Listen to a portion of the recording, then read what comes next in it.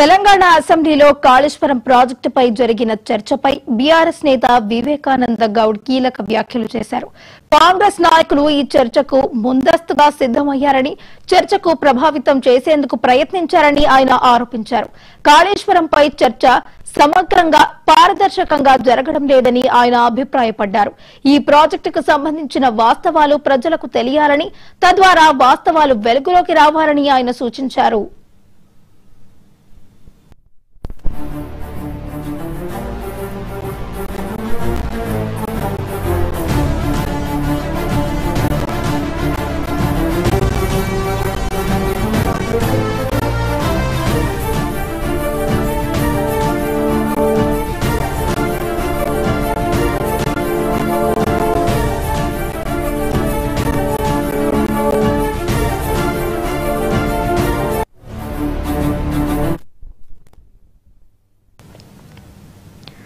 తెలంగాణ అసెంబ్లీలో కాళేశ్వరం ప్రాజెక్టుపై జరిగిన చర్చపై బీఆర్ఎస్ నేత వివేకానంద గౌడ్ కీలక వ్యాఖ్యలు చేశారు.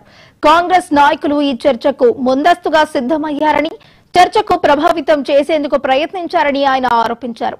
కాళేశ్వరంపై చర్చ సమగ్రంగా, పారదర్శకంగా జరగడం లేదని ఆయన అభిప్రాయపడ్డారు. ఈ ప్రాజెక్టుకు సంబంధించిన వాస్తవాలు ప్రజలకు తెలియాలని, తద్వారా వాస్తవాలు వెలుగులోకి రావాలని ఆయన సూచించారు.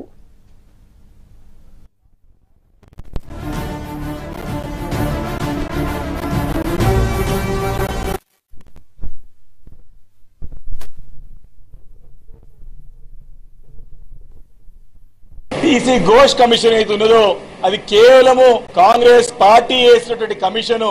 కేవలము తెలంగాణ రాష్ట్రానికి వరప్రధాని మరి బ్యాక్ బోన్ అయినటువంటి వారికి జీవనదారిగా ఉన్నటువంటి కాళేశ్వరం ప్రాజెక్ట్ ని ఎలక్షన్ లో చెప్పినారో ఏ రకంగా నిర్వీర్యం చేయడానికి ప్రణాళిక రూపొందించారో మరి దాంట్లో భాగంగానే ఈ రోజు సభ పెట్టి కాళేశ్వరం ద్వారా నీళ్లు వాడుకుంటూనే మరి కాళేశ్వరం విఫల ప్రాజెక్ట్ గా చూపెట్టే ప్రయత్నాన్ని ఈ ప్రభుత్వం మొదటి నుంచి కూడా చేస్తా ఉంది. ఈ రోజు పరాకాష్ఠకు చేరుకుంది. ఈ రోజు హైకోర్టులో ముట్టకాలు పడిన తర్వాతనే 665 పేజీల రిపోర్ట్ ని ఈ రోజు టేబుల్ చేసి అది ఎట్లా చేసిర్రు, ఒక పెన్ డ్రైవ్ ఇచ్చిండ్రు. 665 పేజీల సంబంధించినటువంటి ఒక పెన్ డ్రైవ్ ఈ రోజు పొద్దున సభ్యులందరికీ ఇచ్చి దానిపైన చర్చ ఈ రోజు పెడతాం. అంటే నిర్బంధించి చదివి ఈ రోజు పరీక్ష రాయాలి, చదివి ఈ రోజు సమాధానం చెప్పాలి. ప్రభుత్వం దగ్గరనేమో రిపోర్టు 3 నెలల నుంచి ఉంటది. ఇరిగేషన్ మంత్రి అయినటువంటి ఉత్తమ్ కుమార్ రెడ్డి గారేమో వారి మంత్రులందరూ కూడా ప్రెజెంటేషన్ ఇచ్చి వారికి ట్రైనింగ్ ఇచ్చి ఏ రకంగా రేపు మాపడే దాడి చేయాలని చెప్పి వారేమో ముందు ప్రిపేర్ అవుతారు. మాకేమో పొద్దునిచ్చి మధ్యాహ్నం మాట్లాడమంటారు. ఇది ప్రభుత్వం యొక్క దుర్బుద్ధి, దుర్నీతి. ఈసీ ఘోష్ కమిషన్ అయితే ఉన్నదో అది కేవలము కాంగ్రెస్ పార్టీ వేసినటువంటి కమిషను. కేవలము తెలంగాణ రాష్ట్రానికి వరప్రధాని మరి బ్యాక్ బోన్ అయినటువంటి వారికి జీవనదారిగా ఉన్నటువంటి కాళేశ్వరం ప్రాజెక్ట్ ని ఎలక్షన్ లో చెప్పినారో ఏ రకంగా నిర్వీర్యం చేయడానికి ప్రణాళిక రూపొందించారో మరి దాంట్లో భాగంగానే ఈ రోజు సభ పెట్టి కాళేశ్వరం ద్వారా నీళ్లు వాడుకుంటూనే మరి కాళేశ్వరం విఫల ప్రాజెక్ట్ గా చూపెట్టే ప్రయత్నాన్ని ఈ ప్రభుత్వం మొదటి నుంచి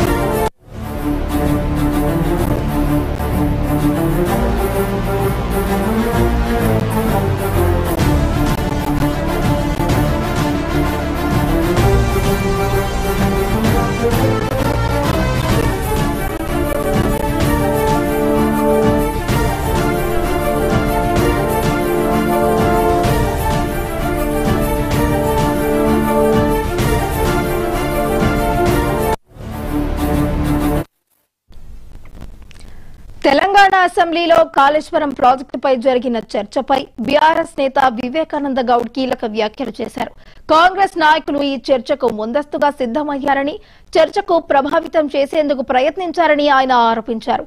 కాళేశ్వరంపై చర్చ సమగ్రంగా, పారదర్శకంగా జరగడం లేదని ఆయన అభిప్రాయపడ్డారు. ఈ ప్రాజెక్టుకు సంబంధించిన వాస్తవాలు ప్రజలకు తెలియాలని, తద్వారా వాస్తవాలు వెలుగులోకి రావాలని ఆయన సూచించారు.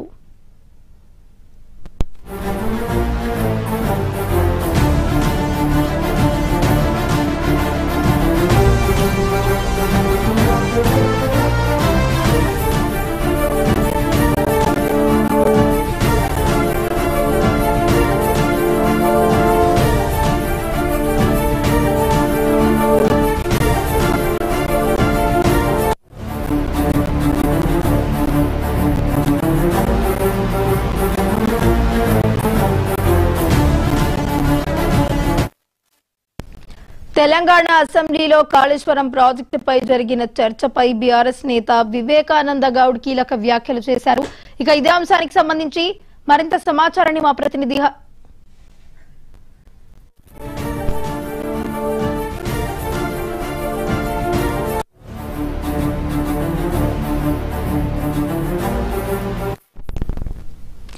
తెలంగాణ అసెంబ్లీలో కాసేపట్లో కాళేశ్వరం ప్రాజెక్టుపై ప్రభుత్వం సమర్పించిన నివేదికపై చర్చ అయితే జరగనుంది. ఇక ఇదే అంశానికి సంబంధించి మరింత సమాచారాన్ని మా ప్రతినిధి హరికృష్ణ అందించడానికి సిద్ధంగా ఉన్నారు. హరికృష్ణ, చెప్పండి. కాళేశ్వరం ప్రాజెక్టుకి సంబంధించి ఏదైతే పీసీ ఘోష్ కమిషన్ నివేదిక ఇచ్చిందో ఆ నివేదిక అసెంబ్లీలో ప్రవేశపెట్టున్నారు. ఇరిగేషన్ శాఖ మంత్రి ఉత్తమ్ కుమార్ రెడ్డి దాదాపుగా 565 పేజీల నివేదిక ఈ యొక్క అసెంబ్లీలో అయితే ప్రవేశపెట్టుతున్నారు. మరి కాసేపట్లో అయితే సభ ప్రారంభం కానుంది. దీనిపైన ప్రధానంగా చర్చ జరిగింది. ఇప్పటికే ఈ బిల్లు ఈ సంబంధించిన నివేదికను టేబుల్ చేయడం జరిగింది. టేబుల్ చేసిన నేపథ్యంలో కూడా శాసనసభ సభ్యుల అభిప్రాయం మొత్తంగా కూడా పరిగణలోకి తీసుకుని ఏ విధంగా ముందుకెళ్లాలన్న దానిపైన ప్రధానంగా ఈ యొక్క అంశం పైన చర్చ జరుగుతుంది. అయితే ఈ యొక్క కమిషన్ నివేదికలో పేర్కొన్న దాని ప్రకారం ఎవరెవరు ఏ యొక్క పాత్రలకు సంబంధించి అంటే ఈ ప్రాజెక్టు నిర్మాణం దగ్గర నుంచి కూడా ఎవరు ఏ పాత్ర వహించారు, ఈ యొక్క ప్రాజెక్ట్ డిజైనింగ్ లో మార్పులు చేయడానికి కారణాలు ఏంటి, ఈ యొక్క ప్రాజెక్ట్ వ్యయం పెరగడానికి కారణాలు ఏంటి అంతేనా కమిషన్ నివేదిక పేర్కొనడం జరిగింది. సో ఈ నేపథ్యంలోనే కమిషన్ సంబంధించి ప్రధానంగా అటు ఇరు పార్టీలకు ప్రతిపక్షాలకు సైతం అవకాశం ఇవ్వాలని చెప్పేసి ప్రభుత్వం భావిస్తుంది. అయితే కేసీఆర్ సంబంధించి అసెంబ్లీకి వస్తారని చెప్పేసి కూడా అంతా కూడా రావాలి, వచ్చి ఈ యొక్క కాళేశ్వరం కమిషన్ నివేదిక ఏదైతే ఇచ్చిందో ఆయన పైన ఆరోపణలు వచ్చిన నేపథ్యంలో కూడా దీన్ని మొత్తం కూడా నివృత్తి చేసుకునే బాధ్యత కేసీఆర్ పైన ఉంటుందని చెప్పేసి కాంగ్రెస్ పార్టీ. సో ఈ నేపథ్యంలో ఖచ్చితంగా ఈ యొక్క కమిషన్ నివేదిక చర్చలో భాగస్వాములు కావాలని చెప్పేసి కాంగ్రెస్ మొదటి నుంచి కూడా కోరుతున్న పరిస్థితి అయితే ఉంది. కానీ కేసీఆర్ ఇప్పటి వరకు కూడా ఈ సభకు రాని నేపథ్యంలో కూడా బీఆర్ఎస్ పార్టీకి సంబంధించిన హరీష్ రావు ఈ యొక్క ఈ అంశానికి సంబంధించి చర్చలో పాల్గొనే అవకాశం అయితే కనిపిస్తుంది. అయితే కమిషన్ ప్రధానంగా ఈ యొక్క ప్రాజెక్టుకి సంబంధించి డిజైనింగ్ దగ్గర నుంచి నిర్మాణం పూర్తయ్యే వరకు మొత్తంగా కూడా కేసీఆర్ దగ్గరుండే మరి ఈ యొక్క ప్లానింగ్ మొత్తంగా కూడా చేశారని చెప్పేసి కమిషన్ తన నివేదికలో పేర్కొనడం జరిగింది. అయితే ఏదైతే 2016లో ఈ యొక్క ప్రాజెక్ట్ కి సంబంధించి ఆ నిపుణుల కమిటీ కూడా వేయడం జరిగింది. ఆ నిపుణుల కమిటీ ఈ యొక్క ప్రాజెక్ట్ కి సంబంధించి ఏదైతే ప్లేస్ ఎంచుకున్నారో ఆ ప్లేస్ సరైనది కాదు, మేడిగడ్డ సరైనది కాదు, ఈ మొత్తంగా కూడా ఈ యొక్క ప్రాజెక్ట్ వేరే దగ్గర అంటే ఈ యొక్క డిజైన్ సరిగ్గా లేదు, ఈ యొక్క ప్రాజెక్ట్ వేరే దగ్గర నిర్మించాలని చెప్పి కూడా సూచన చేసింది. కానీ ఆ సూచనలు పట్టించుకోకుండా ఆ ప్రాజెక్టుకి సంబంధించి మేడిగడ్డ వద్ద నిర్మాణం చేపట్టిన నేపథ్యంలో కూడా కుంగిలని చెప్పేసి కూడా కమిషన్ తన నివేదికలో పేర్కొని రీఇంజనీరింగ్ పేరిట నిర్ణయం మొత్తం కూడా కేసీఆర్ తీసుకున్నారు. కేసీఆర్ నిర్ణయమే ప్రమేయమే ఈ 3 బ్యాడ్జీల పరిస్థితికి కారణం అంటూ కూడా ఆయన తన నివేదికలో అయితే పేర్కొనడం జరిగింది. అయితే నిపుణుల కమిటీకి సంబంధించి నివేదిక ఇచ్చినా కానీ సరే ఈ యొక్క నివేదికను పూర్తిగా విస్మరించడం వల్లే ఈ యొక్క ప్రజాధనానికి ప్రజాధన వృధా కావడానికి కారణం అంటూ కూడా ఆ కమిషన్ తన నివేదికలు అయితే పేర్కొనడం జరిగింది. దీని మొత్తంగా కూడా అటు ప్రభుత్వ సారథిగా జరిగిన నష్టానికి కేసీఆర్ బాధ్యుడు అని చెప్పేసి కూడా కమిషన్ తన నివేదికలో అయితే పేర్కొనడం జరిగింది. అయితే మొత్తంగా కూడా దీని సబ్ కమిటీకి సంబంధించి 3 బ్యారేజ్ల సిఫార్సు చేయలేదని కమిషన్ ఆర్థిక శాఖ బడ్జెట్ కి సంబంధించి కాళేశ్వరం కార్పొరేషన్ ద్వారా రుణాలు సేకరించడం ఆ బడ్జెట్ కిందకు వస్తుందంటూ కూడా కమిషన్ తన నివేదికలో అయితే పేర్కొనడం జరిగింది. అయితే ఈ యొక్క బడ్జెట్ కి సంబంధించి కూడా అప్పుడు ఆర్థిక శాఖ మంత్రిగా ఉన్న ఈటల రాజేందర్ తను మొత్తంగా కూడా విస్మరించారు. మొదటగా బడ్జెట్ 80,000 కోట్ల వరకు కూడా అవుతుందని అంచనా వేసి తర్వాత డిజైనింగ్ లో మార్పులు చేయడం వల్ల దాదాపుగా 30,000 కోట్లు పైగా పెరిగి లక్ష కోట్లకు పైగా ఒక వ్యయం పెరిగిందంటూ కూడా వారంతా కూడా చెప్తున్న నేపథ్యం. సో ఈ నేపథ్యంలోనే వీరందరిపైన కఠిన చర్యలు తీసుకోవాలంటూ కూడా కమిషన్ తన నివేదికలు అయితే పేర్కొనడం జరిగింది. ఈ యొక్క అయితే బాధ్యులు ప్రధానంగా కమిషన్ ఇచ్చిన నివేదికలకు సంబంధించి అసెంబ్లీలో చర్చ వచ్చినప్పుడు కొంత వాడివేడిగా జరిగే అవకాశాలు కనిపిస్తున్నాయి. ఎందుకంటే బీఆర్ఎస్ పార్టీ కాళేశ్వరం కమిషన్ అసెంబ్లీలో ప్రవేశపెట్టొద్దని చెప్పేసి హైకోర్టుకు వెళ్లిన నేపథ్యం ఉంది. సో ఈ నేపథ్యంలోనే సభ మొదలైనప్పుడు చర్చ మొదలగానే ఖచ్చితంగా వాడివేడి జరిగే అవకాశాలు అయితే కనిపిస్తున్నాయి. సో ఇప్పటికే ప్రతిపక్షాలు అయితే ప్రశ్నలు ఇస్తారు, వారందరికీ కూడా ధీటుగా సమాధానం ఇచ్చేందుకు నిన్న ఈ యొక్క పీపీటీ ప్రజెంటేషన్ ద్వారా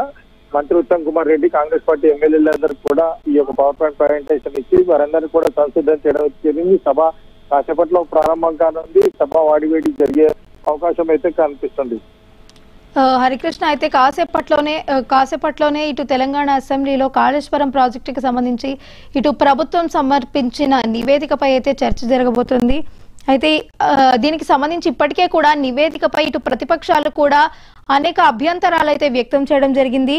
ఈ రోజు శాసనసభలో ఇటు కాంగ్రెస్ అలాగే బీఆర్ఎస్ మధ్య మాటల యుద్ధం కొనసాగే అవకాశాలు ఉన్నాయంటారా? ఖచ్చితంగా మాటల యుద్ధం జరిగే అవకాశం కనిపిస్తుంది. ఎందుకంటే కాళేశ్వరం ఏదైతే గత ప్రభుత్వ హయాంలో ప్రతిష్టాత్మకంగా కట్టామని చెప్పేసి గత ప్రభుత్వ పెద్దలు అదేవిధంగా అప్పుడున్న ఎమ్మెల్యేలంతా కూడా చెప్తున్న పరిస్థితి. అయితే ఈ యొక్క గత ప్రభుత్వ హయాంలోనే కట్టారు, గత ప్రభుత్వ హయాంలోనే కూలిపోయింది. సో కాంగ్రెస్ ప్రభుత్వం అధికారంలోకి వచ్చిన తర్వాత దీనిపైన కమిషన్ ఏర్పాటు చేసి నిజ నిర్ధారణ చేస్తామని చెప్పేసి హామీ ఇచ్చింది. ఆ మేరకు కమిషన్ ఏర్పాటు చేసి నివేదిక తీసుకొచ్చింది. అప్పటి నుంచి కూడా ఈ కమిషన్ ఏర్పాటు దగ్గర నుంచి కూడా దాదాపుగా 119 మంది అధికారులు రాజకీయ నాయకులలో అంటే విచారణలో భాగంగా మాజీ ముఖ్యమంత్రి కేసీఆర్ అదేవిధంగా ఇరిగేషన్ శాఖ మంత్రి హరీష్ రావు కూడా మాజీ ఇరిగేషన్ శాఖ మంత్రి హరీష్ రావు కూడా పిలిచి ఈ అఫిడవిట్ రూపంలో వారందరి దగ్గర నుంచి కూడా ఎవరెవరు ఈ యొక్క ప్రాజెక్ట్ లో భాగస్వాములు అయ్యారు, వారి పాత్ర ఎంత వరకు ఉందన్న దానిపైన పూర్తి విచారణ చేసి దాదాపు 665 పేజీల నివేదిక సమర్పించారు. అయితే బీఆర్ఎస్ పార్టీ మొదటి నుంచి కూడా కాళేశ్వరం కమిషన్ ని వ్యతిరేకిస్తున్న నేపథ్యంలో ఖచ్చితంగా కొంత వాడివేడిగా జరిగే అవకాశం అయితే కనిపిస్తుంది. ఆ మాటల యుద్ధం అధికార పార్టీ ఇటు బీఆర్ఎస్ పార్టీ మధ్య 2 పార్టీల మధ్య మాటల యుద్ధం జరిగే అవకాశం కూడా ఉంది. ఎందుకంటే గత ప్రభుత్వ హయాంలో మేము ప్రతిష్టాత్మకంగా కట్టామని చెప్పేసి బీఆర్ఎస్ చెప్తుంది. అంతేకాకుండా ఈ యొక్క కమిషన్ నివేదికను అసెంబ్లీలో పెట్టొద్దని చెప్పేసి కూడా ఇప్పటికే అటు బీఆర్ఎస్ పార్టీ హైకోర్టుకు వెళ్ళిన పరిస్థితి కూడా ఉంది. సో కాంగ్రెస్ పార్టీకి సంబంధించి ఈ యొక్క నిజ నిర్ధారణ చేసిన కమిషన్ ఇది గత ప్రభుత్వం చేసిన తప్పిదాలన్నీ కూడా అసెంబ్లీలో చర్చకు పెడుతున్నామంటూ కూడా కాంగ్రెస్ పార్టీ చెప్తుంది. సో ఈ నేపథ్యంలోనే ఈ ఇరు పార్టీల మధ్య వాడివేడిగా సభ జరిగే అవకాశం ఉంది. మాటల యుద్ధం కూడా జరిగే అవకాశం కనిపిస్తుంది. ప్రధానంగా ఏదైతే ప్రజాధనాన్ని దుర్వినియోగం చేశారు గత ప్రభుత్వం మొత్తంగా కూడా దాదాపు 1,00,000 కోట్లకు పైగా ప్రజాధనాన్ని దుర్వినియోగం చేశారు. మొదటగా ఈ యొక్క కాళేశ్వరం ప్రాజెక్టుకి సంబంధించి 80,190 కోట్ల అని చెప్పేసి ఖర్చు చూపెట్టారు. కానీ తర్వాత 30,653 కోట్లు వ్యవసాయంగా ఖర్చు చేశారు. డిపిఆర్ కేంద్రం జల సంఘానికి డిపిఆర్ అప్రూవల్ సమర్పించకుండానే ఒక సవరణ చేయడానికి గల కారణాలు ఏంటి అనే దానిపైన ప్రధానంగా చర్చ జరుగుతుంది. ఈ యొక్క ప్రజాధనాన్ని మొత్తంగా కూడా బీఆర్ఎస్ పార్టీ దుర్వినియోగం చేయడం వల్లే దాదాపు 1,00,000 కోట్ల ప్రజాధనం మొత్తం కూడా నీళ్ల పాలైందంటూ కూడా కాంగ్రెస్ చెప్తున్న నేపథ్యం అయితే ఉంది. సో ఈ నేపథ్యంలోనే సభ వాడివేడిగా జరిగే అవకాశం అయితే కనిపిస్తుంది. అయితే ఈ సభా సభ్యుల అభిప్రాయాలు మొత్తంగా కూడా తీసుకున్న తర్వాత ముఖ్యమంత్రి రేవంత్ రెడ్డి ప్రసంగిస్తారు. ప్రసంగించిన తర్వాత ప్రభుత్వం ఎట్లాంటి చర్యలకు తీసుకోబోతున్న దానిపైన కొంత ముఖ్యమంత్రి రేవంత్ రెడ్డి ప్రకటించే అవకాశం అయితే కనిపిస్తుంది. ప్రస్తుతానికి ప్రభుత్వం ఏ విధంగా వెళ్తుందన్న దానిపైన కొంత ఉత్కంఠ కొనసాగుతుంది. మరి కాసేపట్లో అయితే సభ